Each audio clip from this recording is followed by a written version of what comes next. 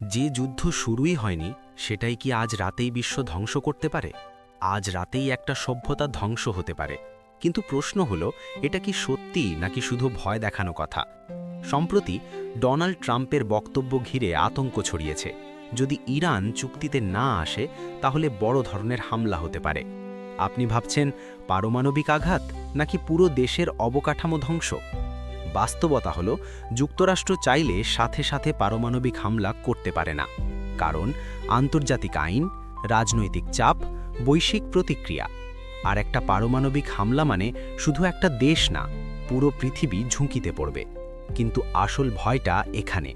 যদি সরাসরি পারমাণবিক না হয় তাহলে হতে পারে হেভি বম্বিং, বিদ্যুৎ কেন্দ্র, তেল স্থাপনা, পানির সিস্টেম।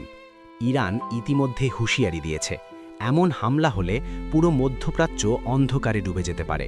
আর যদি গুরুত্বপূর্ণ জলপথ যেমন হরমুজ প্রণালী বন্ধ হয়ে যায়, বিশ্ব অর্থনীতি থমকে যাবে, তেলের দাম আকাশ ছুঁবে, যুদ্ধ ছড়িয়ে পড়তে পারে।